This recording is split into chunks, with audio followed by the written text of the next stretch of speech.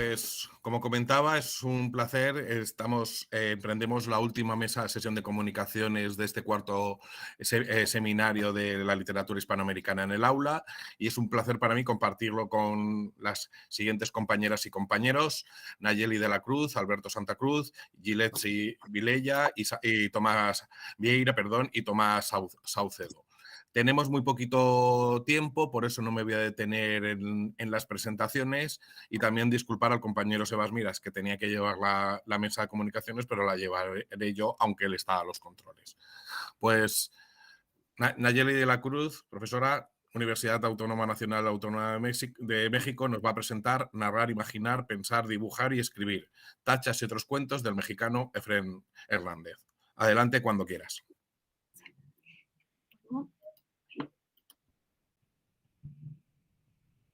Bueno, pues sí, se ve ahí mi Se ve, presentación. perfecto.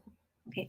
Bueno, pues vamos a comentar un poco brevemente esta colección de cuentos que se llama Tachas y otros cuentos de Efrén Hernández, que reúne los 13 cuentos del escritor mexicano que hablaban creo que en la sesión pasada, de Juan Rulfo, y que, bueno, Juan Rulfo y Efrén Hernández tienen un vínculo pues entrañable, ¿no? Fueron grandes amigos y creo que esto nos da pie a seguir en esa línea, ¿no?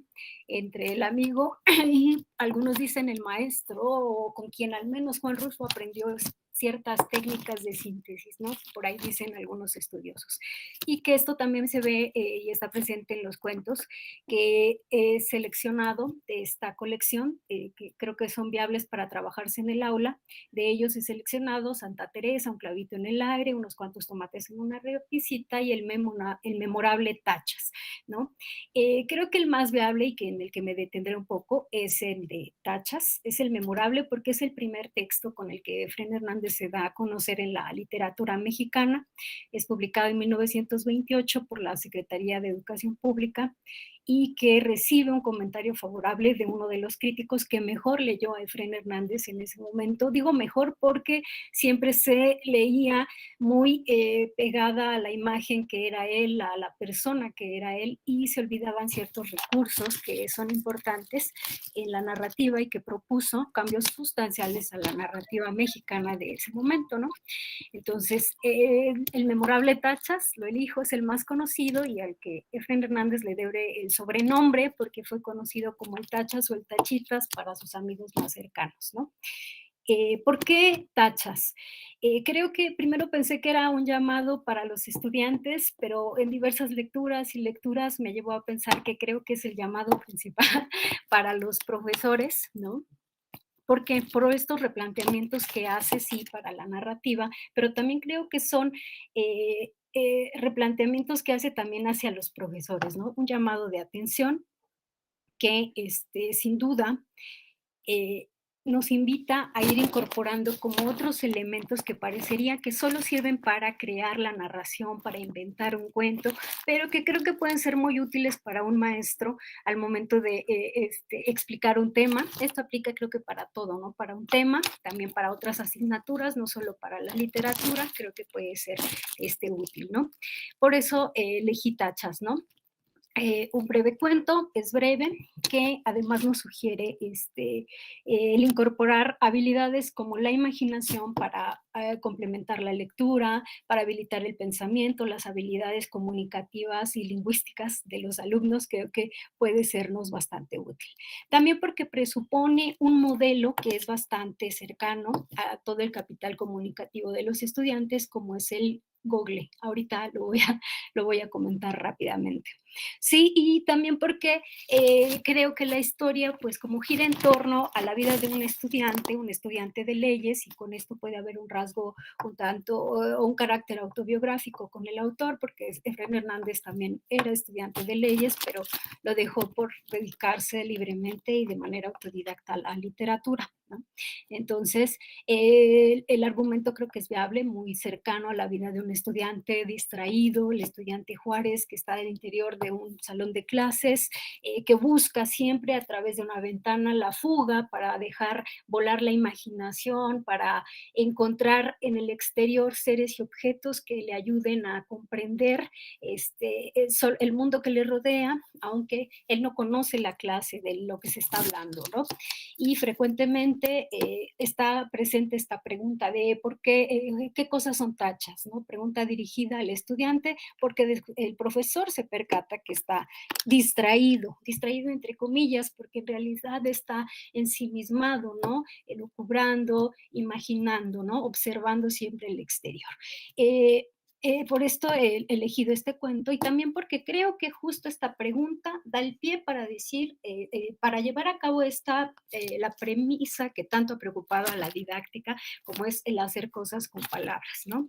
La pregunta lo sugiere. Este cuento y los anteriores que comenté, que mencioné, sobre todo guardan este esquema de trabajar la imaginación, la divagación como técnica narrativa, que es algo que crea y maneja Efraín Hernández en todos sus textos, en las novelas que tiene también, y la imaginación y la inteligencia, ¿no? Es este esquema que guardan los cuentos, pero en especial Tachas presenta este esquema de ir o esta relación que implica el texto, la imaginación y el pensamiento, y concretar el pensamiento a través de la lengua. ¿Por qué el texto? El texto que nos da esta palabra tachas, solo una palabra, que va a sugerir a partir de ella, a partir de la pregunta, que es como el motor de búsqueda, sugiere cómo ir relacionando la palabra tachas con diversas cosas, ¿no? Con las cosas que ve el personaje por ese diminuto agujero, que pueden ser las nubes, el cielo, un ave, que al final de cuentas las ideas, la tacha, porque la tacha es una idea, se metaforiza en todas estas imágenes, ¿no? Y cómo lo consigue, más bien lo interesante aquí es cómo el personaje va articulando cada idea a través de implicaciones semánticas, y creo que esto es importantísimo a considerar, el nivel semántico que nos pueden dar las palabras, y que creo que a veces los alumnos, relacionando sonidos, relacionando formas, relacionando otras características de cada palabra, van construyendo la idea, y que parecería que están alejados, pero no, creo que es esto, darle un valor, un peso sustancial al nivel simbólico y a la relación que establece con la imagen, y esto es lo que hacen los cuentos, ¿no?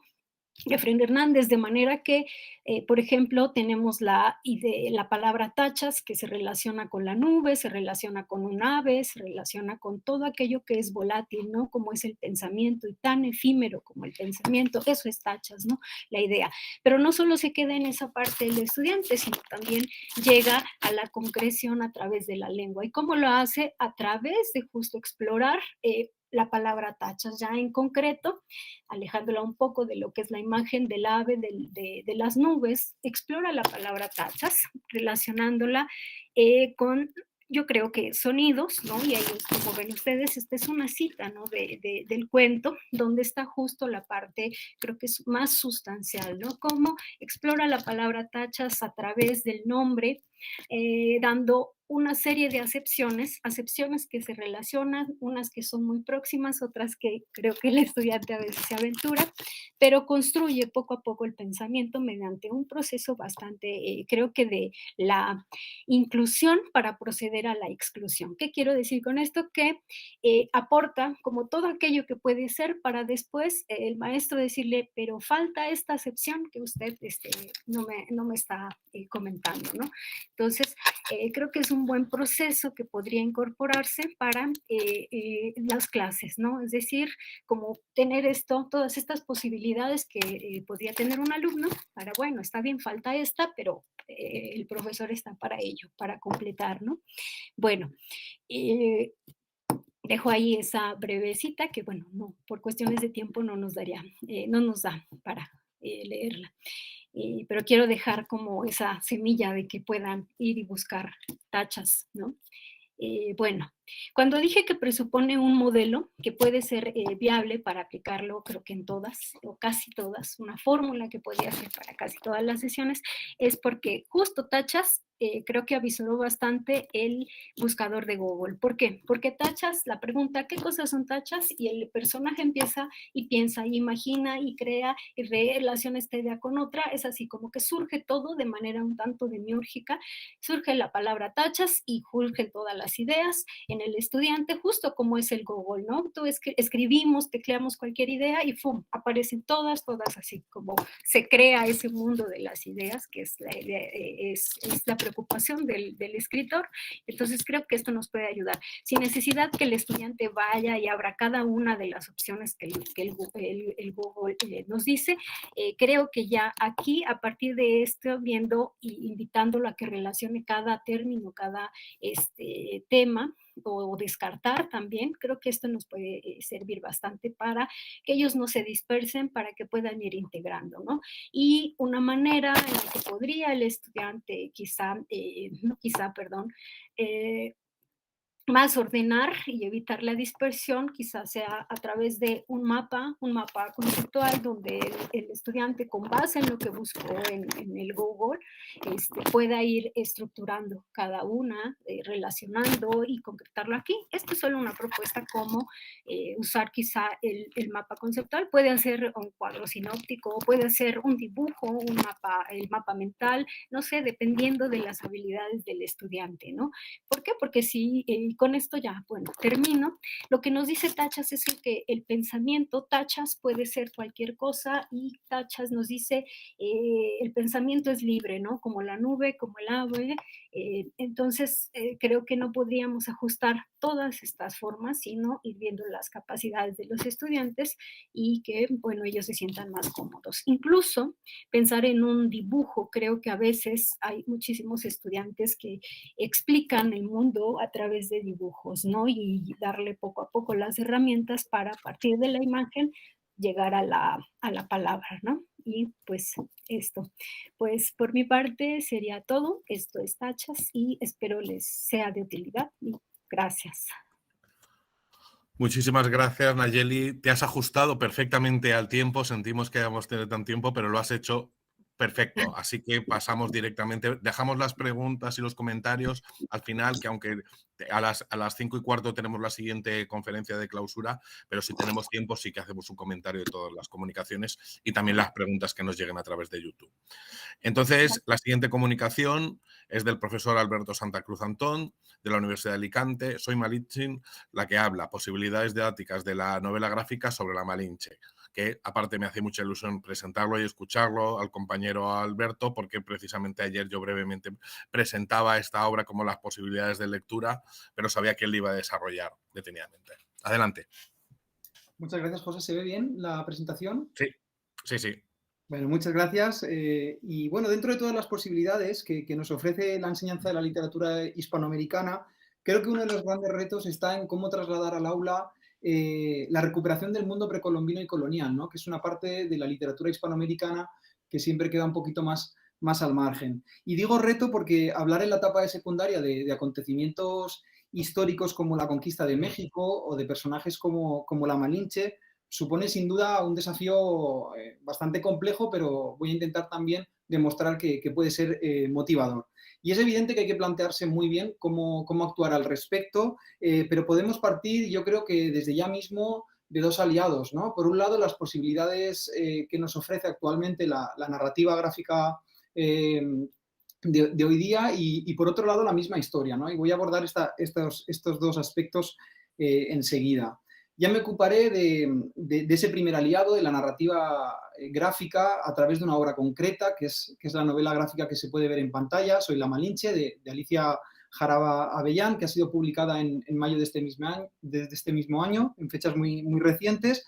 Pero antes quiero referirme a la historia con mayúsculas, porque creo que el descubrimiento y la conquista de América tiene muchos ingredientes que pueden resultar atractivos a los jóvenes.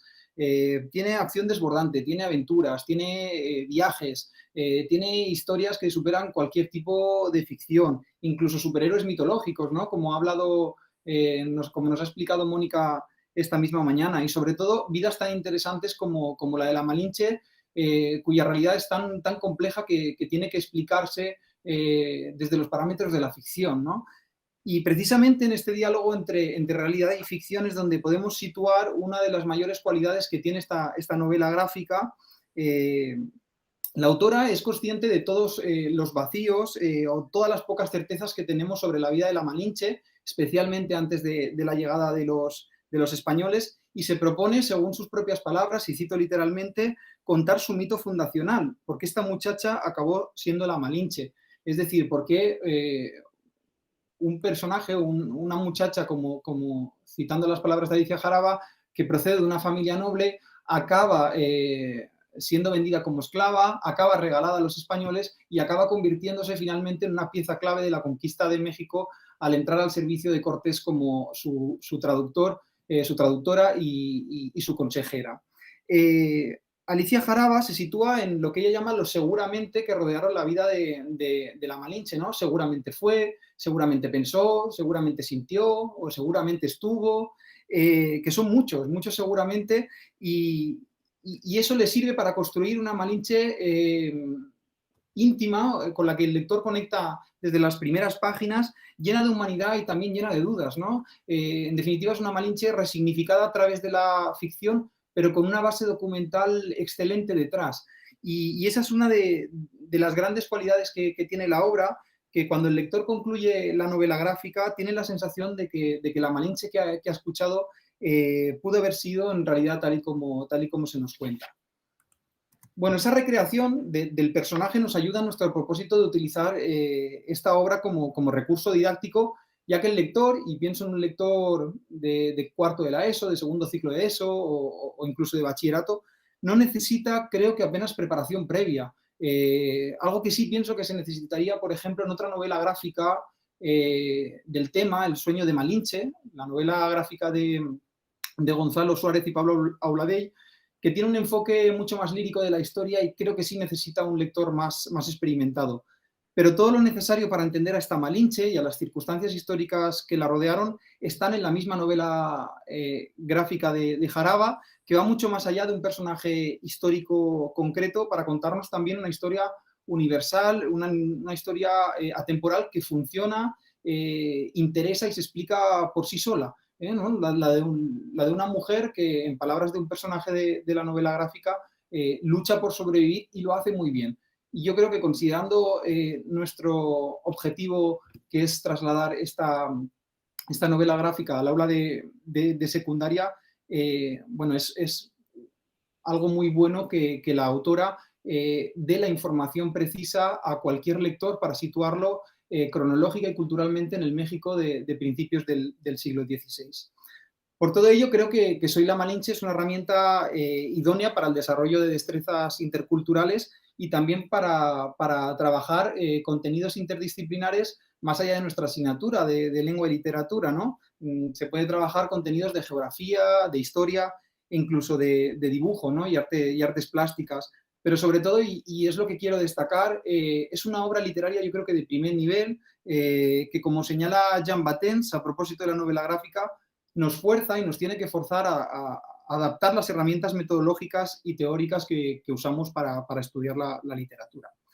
Pero volviendo de nuevo a ese aliado que comentábamos al principio, es de sobra conocido el potencial didáctico que tiene la novela gráfica, especialmente en el contexto de los jóvenes, ¿no? Un contexto dominado por la imagen. La combinación de distintos códigos en un mismo medio, el código lingüístico, cromático, gráfico, icónico, convierte en la novela gráfica en un producto complejo, pero también en un producto ideal para entrenar a los jóvenes en una lectura transmedia, ¿no? Más acorde con los hábitos de lectura actuales. La novela gráfica exige al lector una postura ante la lectura, una manera de leer más creativa, más atenta, también al placer estético y narrativo que resulta de la fusión entre lo verbal y lo plástico, ¿no? Como podemos ver en este fragmento que no tengo tiempo de comentar, pero que resulta muy interesante, ¿no?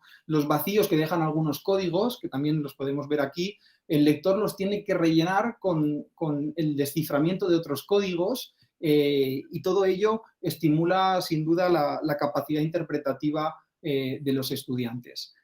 Todo esto, como vemos, lo hace muy bien la novela que traigo hoy aquí, y la organización de la obra ya resulta un acierto y anticipa el recorrido vital que siguió la Malinche. Dividida en 7 capítulos más un epílogo que se pueden ver en pantalla, la autora juega con las lenguas que fue aprendiendo la Malinche para titular cada parte de la novela gráfica, ¿no? Que se corresponde con cada una de las etapas vitales que vivió nuestro personaje. Y son muy llamativas las portadas que abren cada capítulo porque aportan valiosas claves de lectura. Por ejemplo, en el primer capítulo se confrontan las palabras amables del dialecto popoluca, la lengua materna de la Malinche, como mamá, papá, abuela o agua, con las palabras más duras y más violentas de la lengua náhuatl, ¿no? Dominación, tributo, hablar, muerte.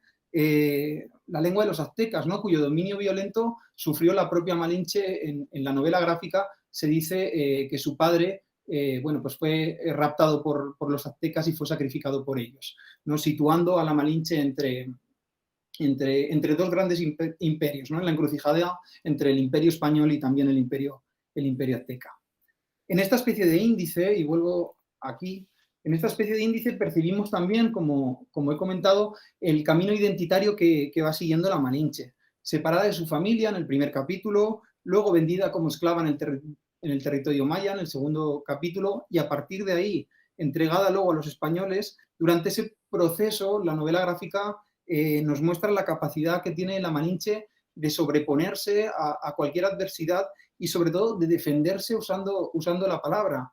Y es muy interesante ese proceso identitario que podemos percibir, y es una Malinche que no tiene interpretaciones míticas y que se enriquece mucho con sus dudas, ¿no? Con las ambigüedades, dudando a lo largo de la obra de si es Malinali, su nombre natal, si es Doña Marina, el nombre que le pusieron los españoles, si es Malinche o es Malinchín, ¿no? Finalmente, ella en el último capítulo, en el séptimo, antes del epílogo, decide ser Malinchín, ¿no?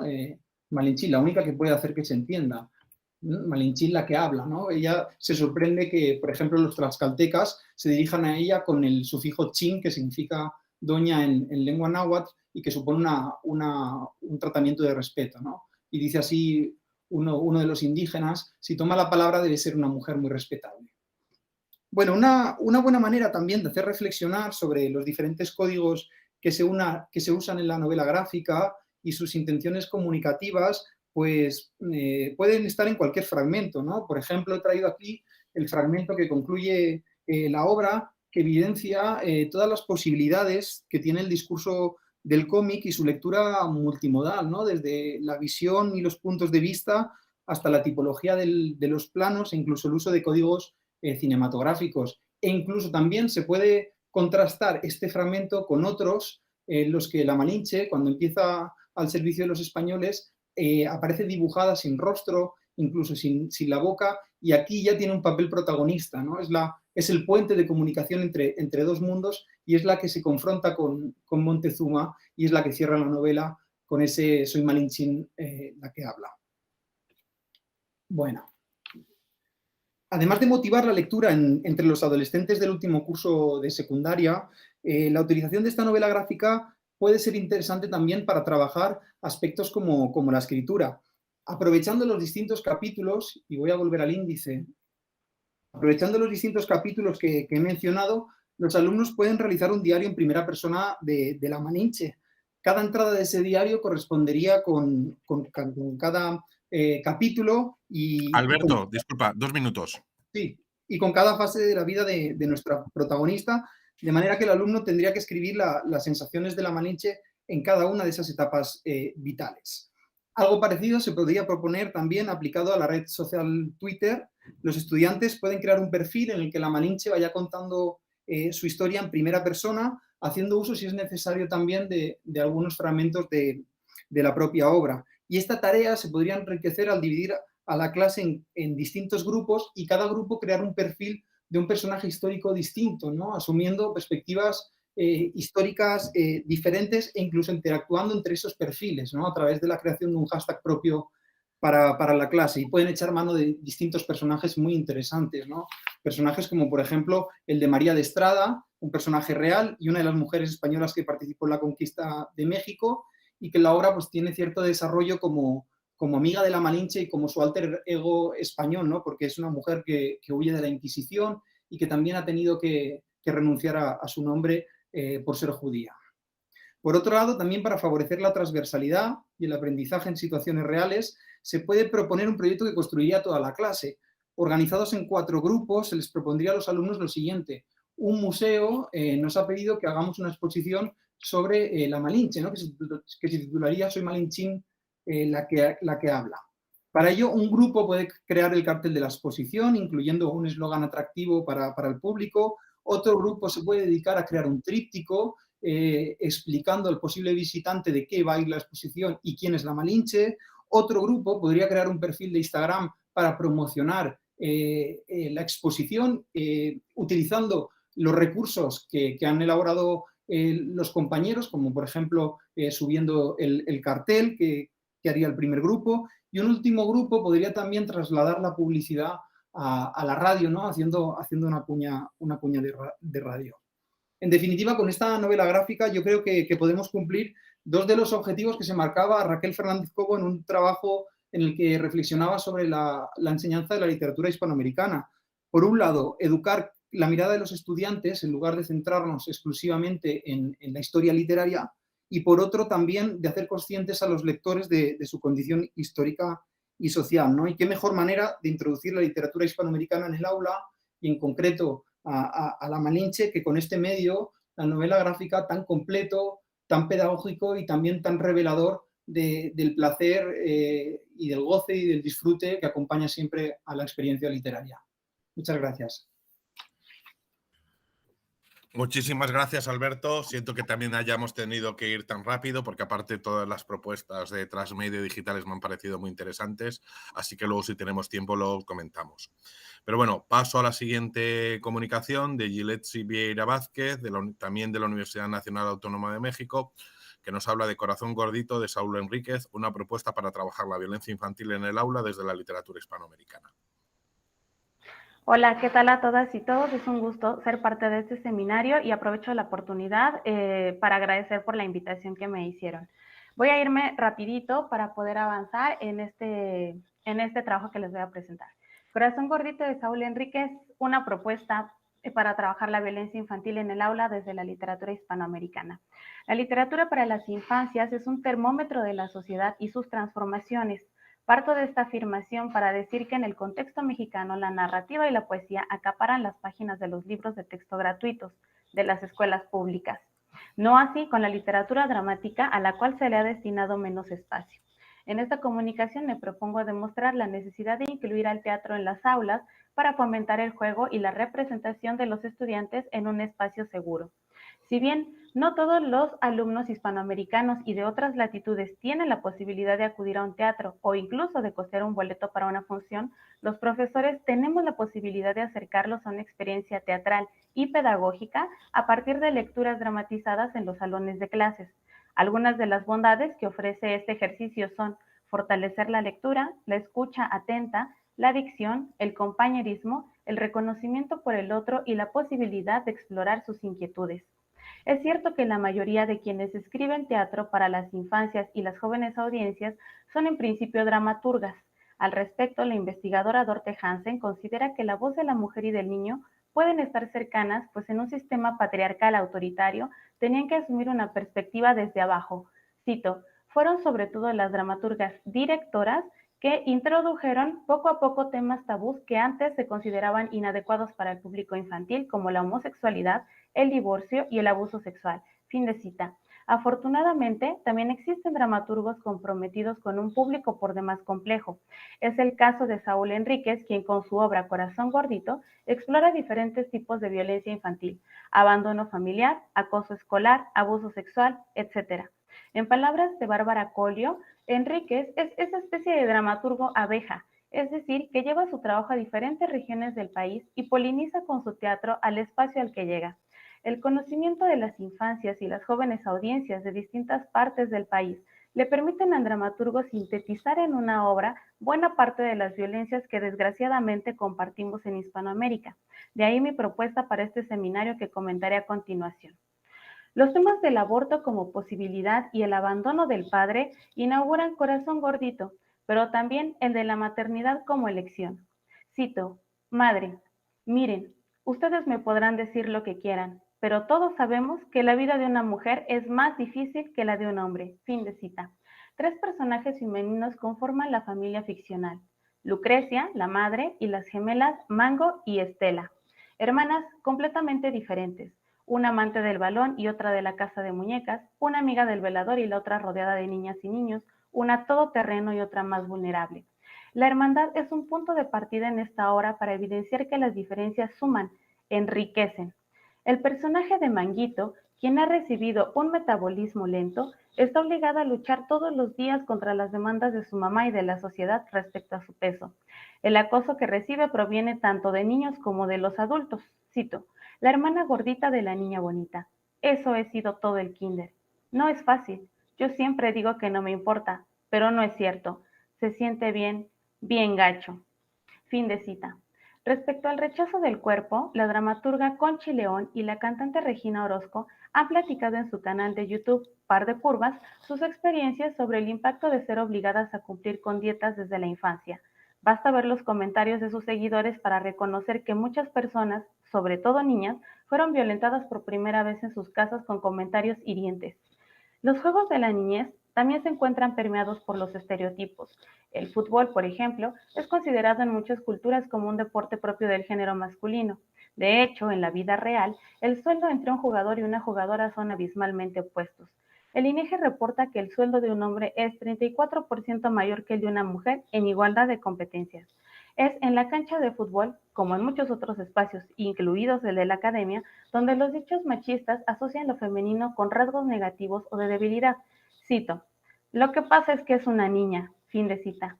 Es en esa misma cancha de fútbol donde Mango encuentra su lugar en el mundo y lo defiende. Este momento de la lectura dramatizada puede discutirse en clase para reflexionar cuáles son esas canciones, dichos o juegos españoles que repiten un patrón machista. Menciono ahora algunas frases comunes en México: llora como niña, habla como niña, corre como niña, etc. Estela, por su parte, es víctima de la violencia sexual por parte de su profesor. Cito: me acaricia el rostro, el hombro, y yo no sé por qué, pero me hago más pequeña o sus manos crecen. Él toca mi cabello, mis manos, mi rostro, mis rodillas, y algo se rompe. Un cristal, adentro una piedra. A través del cristal roto, la redonda carita de mi hermana. Fin de cita. El abuso de poder entre profesores y alumnado es una realidad desde los niveles básicos de educación.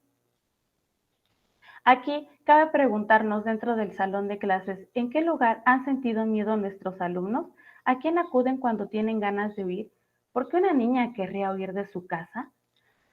Cito: cuando un niño se pierde, todas las madres del mundo deberíamos salir en su búsqueda. Esta frase esconde la terrible realidad de desapariciones en Hispanoamérica.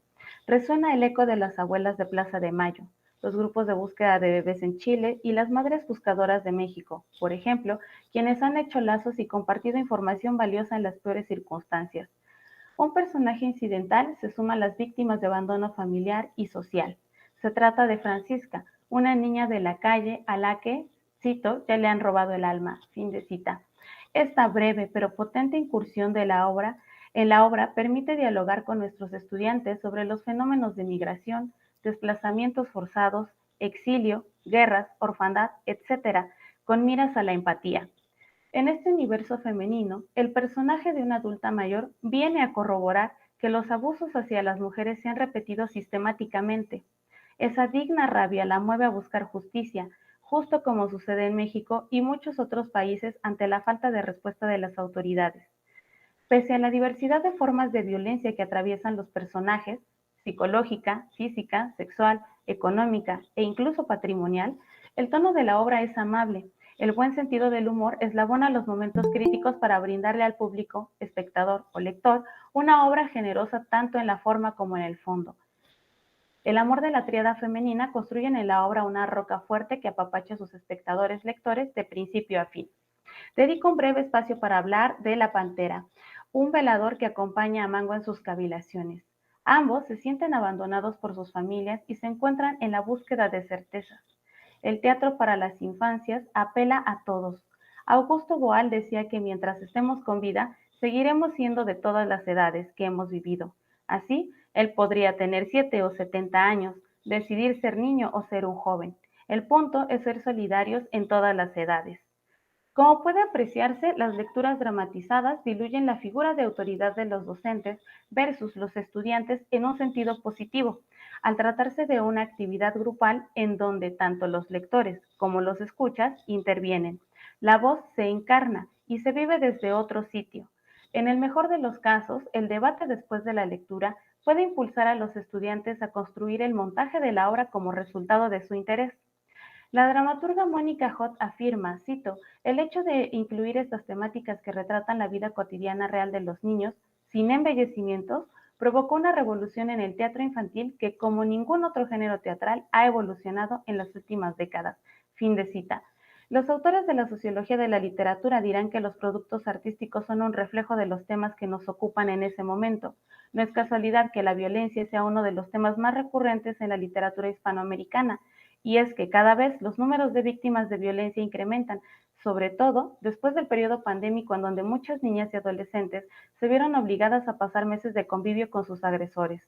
Una tarea pendiente en México es, sin duda, la de las publicaciones. Es cierto que hay esfuerzos muy loables.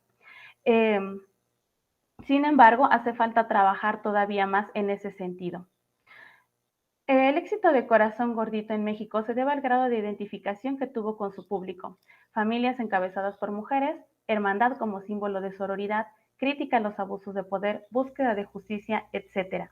Hacer una lectura dramatizada de la obra en las aulas de Alicante puede ser una motivación para que desde la docencia se cuestione cuáles son esos tipos de violencia específicos que sortean sus estudiantes y de qué manera la literatura puede ser los partícipes de acciones reales.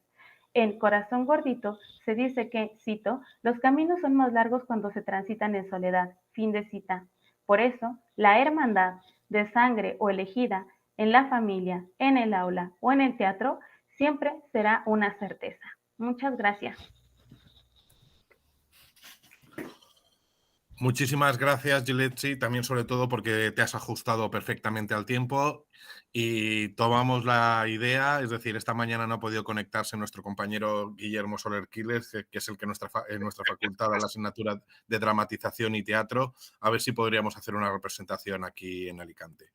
Y como última, bueno, damos la bienvenida a la profesora Laura Guerrero, que luego tendrá la conferencia de clausura, pero vamos a la última comunicación de esta mesa de comunicaciones. Tengo el placer de presentar a Tomás Saucero Vaca, de la Universidad Autónoma de Ciudad Juárez, México, con el título de su comunicación, Formación de lectoespectadores juveniles en el nivel medio superior en Chihuahua. Hola, hola, ¿qué tal? Buenos días a todos y todas. Muchas gracias, principalmente por el espacio. Por favor, ¿me podrían decir si ya ven mi pantalla completa? Todo en orden, todo en orden. Adelante. Muy bien, muchas gracias.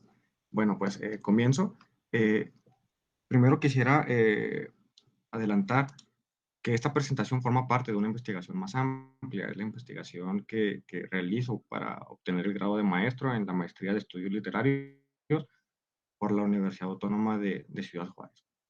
Esta presentación lleva como título la formación de lectoespectadores juveniles en el nivel medio superior en Chihuahua, México. Bueno, primero un breve resumen sobre mi trabajo, que en realidad esta sección corresponde al cuarto capítulo. Dice, al revisar los resultados del examen PISA, método de evaluación nacional para el nivel medio superior dentro del área de lectura y redacción, planteo el análisis desde una teoría del hipertexto. Esta teoría ha sido generada principalmente por Landau, Deleuze y Guattari en obras dramáticas infantojuveniles como una potencial vertiente para rescatar y destacar obras que desde su cualidad hipertextual, desarrollada durante estos últimos años por el profesor Mijares, Galicia y la doctora Báez, son susceptibles de ser trabajadas dentro del área educativa a nivel medio superior, es decir, el bachillerato acá en México, en el estado de Chihuahua. Chihuahua es el estado, bueno, es uno de los estados que se encuentran al norte del país, con la finalidad de acercar a la comunidad estudiantil en un primer momento a la lectura de los textos dramáticos, luego a atender las puestas en escena que concluya con los siguientes objetivos. 1. Aumentar el nivel de comprensión lectora en poblaciones estudiantiles del nivel medio superior. Y 2. Mostrar qué aspectos de las obras dramáticas son aquellos que pueden servir para la formación sensible de audiencias. Para ello recurro a textos de autores jóvenes contemporáneos del norte de México, Valeria Loera y Víctor Velo. A estos dos artistas los describiré más adelante. Acá les pongo una gráfica que da cuenta de los resultados del examen PISA en el 2017, que según su escala de medición, dividida en 4 niveles, queda así: en el 33.9% se encuentra en el nivel 1, el más bajo, el 28.1% en el nivel 2, 28.7% en el 3 y por último el 9.2% en el nivel 4. Es decir, el nivel 4 es el nivel más alto, ¿no? Y encontramos que ahí se encuentra la menor población estudiantil. Entonces, de entrada ya podemos reconocer cuál es el problema a detectar, intentar resolver. Ante esta problemática es necesario observar momentos anteriores, es decir, momentos de la educación, al que la población estudiantil presenta un examen. Para esto, primero es preciso señalar los niveles de conocimiento o adquisición de saberes que Piaget, un reconocidísimo estudioso tanto de la educación como de la psicología, nos dice: nivel 1, conocer; 2, comprender; 3, analizar; 4, sintetizar; y 5, evaluar. Cada uno de estos niveles, donde el máximo aprovechamiento se encuentra en el último, es decir, en el quinto, mientras que el primero se alude a un primer acercamiento, nada más conocer, son medidas empleadas en los planes didácticos que cada docente utiliza durante cualquier curso en los objetivos del programa. Todo esto nos lo explica Gerardo Hernández Rojas en su libro Paradigmas en Psicología de la Educación. Entonces, una vez establecido estos niveles de conocimiento, nosotros observamos cómo es que en las planeaciones didácticas, todavía en muchas instituciones, en muchas áreas a nivel medio superior, por lo menos en el estado de Chihuahua, las planeaciones comienzan con esta redacción de los objetivos en conocer, ¿sí? Este clásico de el estudiante, la estudiante conocerá o cuando mucho comprenderá tal objetivo, ¿no? Entonces, de ahí podemos observar cómo nada más llegan hasta un primer o segundo momento.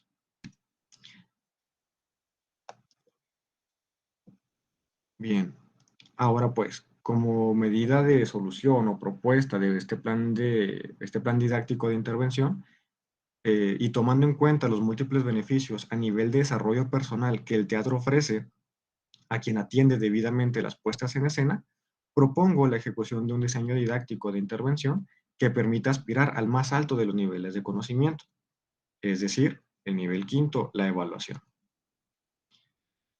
Que tenga como base textos dramáticos concebidos bajo una serie de características propicias para generar interacciones, conexiones, ideas, identificaciones, autocrítica y demás oportunidades en cada estudiante de nivel medio superior. Es decir, identificar cuáles son aquellos textos dramáticos que pueden ser llevados o no a puestas en escena, que nos pueden servir para una debida enseñanza de los textos dramáticos y con eso generar en el estudiante y todas estas proyecciones, todos estos conocimientos, generación de ideas, de crítica, y que con esto que consigan atender de mejor manera los textos literarios y con el tiempo, con la práctica, con el debido trabajo, cualquier otro tipo de textos, ¿no? Bien. La selección de obras que planteo para este trabajo, debo aclarar que es meramente una cantidad limitada que me sirve como ejemplo, son estos. Por parte de la escritora Valeria Loera, propongo Violencia y Auroras Boreales o Nos vemos en Alaska. Mientras que del autor Víctor Velo, tengo instrucciones para saltar y poquito. Ambos artistas jóvenes chihuahuenses ocupan un espacio en gran medida similar al que habitan las y los receptores del plan didáctico de intervención, es decir, las y los estudiantes, ¿no?, de las preparatorias. Es decir, conocen las circunstancias sociales, culturales y demás ámbitos que permean a estas obras como recipientes de imágenes significativas para quienes atienden la obra. Es decir, de entrada ya vemos algunas de las características necesarias que deben de tener los textos, ¿no? No es que deban de ser indispensables, pero sí que permea a un mejor desarrollo el hecho de que todas estas obras sean generadas por autoras, autores que conozcan la realidad de los receptores. Bien, Valeria Loera, una semblanza brevísima, es nacida en 1993 en la ciudad de Chihuahua, escritora y actriz de teatro. Obtuvo su licenciatura de teatro por la Universidad Autónoma de Chihuahua. Algunos de sus premios es el Premio Municipal a la Juventud en su ciudad natal, además de haber ganado el Premio Nacional de Dramaturgia Joven Gerardo Mancebo del Castillo en el 2020 y fue becaria de la Fundación por las Letras Mexicanas. La producción literaria de Loera se sitúa en obras de teatro que atienden las problemáticas, inquietudes y situaciones por las que un joven puede situarse dentro de su vida cotidiana. Algunos títulos de esta escritora son Violencia, Planeta Kepler, Auroras Boreales, Elefante y Las aventuras del pequeño Moser. Cabe resaltar que con esta obra de Violencia, con la cual ganó el Premio Nacional de Dramaturgia Joven Gerardo Mancebo del Castillo en el 2020, fue acreedora a que actualmente sea presentada por la Compañía Nacional de Teatro en la Ciudad de México. Actualmente se presenta y me parece que tendrá funciones hasta diciembre de este año. Por otra parte, Víctor Velo, nacido en 1988 en Chihuahua, es escritor, productor y dramaturgo, dedicado a crear teatro desde y para su región. Cofundador de la compañía de teatro La Bodega, donde funge como escritor de varias obras que ahí se presentan, mismas que han sido montadas en diversos espacios dentro del territorio nacional. Obtuvo una licenciatura en Letras Españolas por la Universidad Autónoma de Chihuahua, algunos de sus premios y publicaciones por Ijicult, por la narraturgia, teatro narrativo y su lugar en la representación. Es beneficiario del PECDA, gracias a su proyecto Soy Bernarda Alba, ganó el 7º Premio Independiente de Joven Dramaturgia Teatro Sin Paredes por esta obra de No tengo los huevos.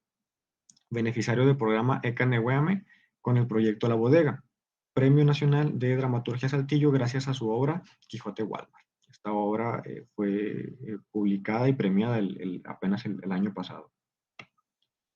Bien, para demostrar que estos textos poseen los elementos necesarios que requiere generar esquemas de pensamientos reflexivos, críticos, productivos, en virtud de apelar a un pensamiento humano, planteo un respectivo análisis desde la teoría del hipertexto, desde las postulaciones de Enrique Mijares, Susana Báez y Rocío Galicia.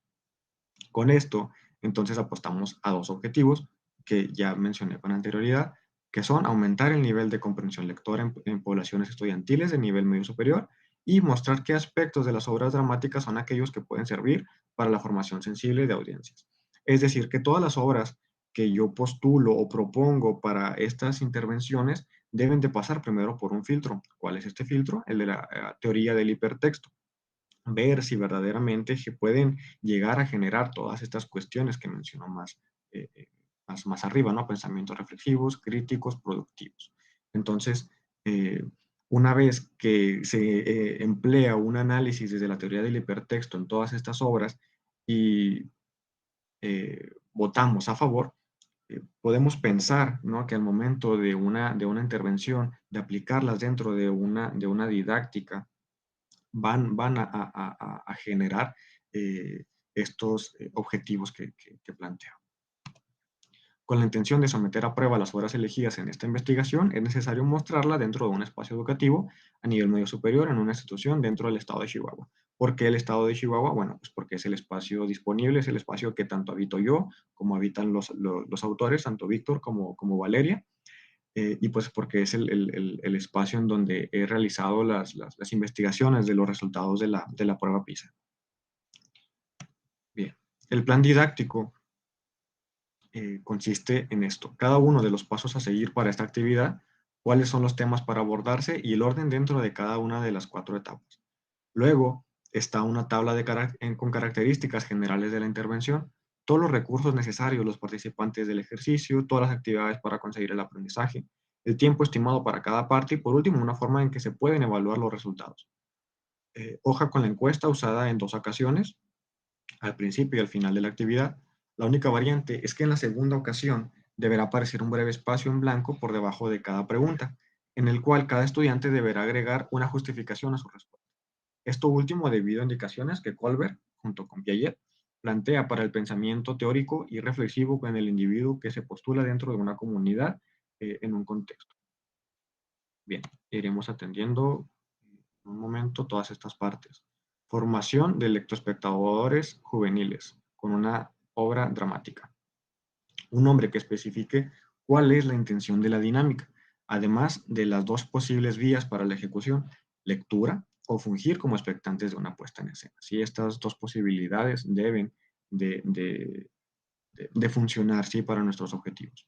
Es lo que en esta ocasión sirve para esclarecer y delimitar el objetivo. Objetivo general: las y los jóvenes podrán analizar textos dramáticos y obras de teatro, puestas en escena, de índole juvenil, las cuales pueden tomarse como herramientas formativas para el proceso de operaciones formales en el que se encuentra el grupo estudiantil, por lo que deberán generar análisis teórico y reflexivo a partir de argumentos de la obra en cuestión. Bien, aquí están los objetivos específicos, vemos que son estos 4, más adelante veremos cómo es que se desglosan. Bien. Tomás, Aquí 3 ya minutos. de acuerdo, muchas gracias.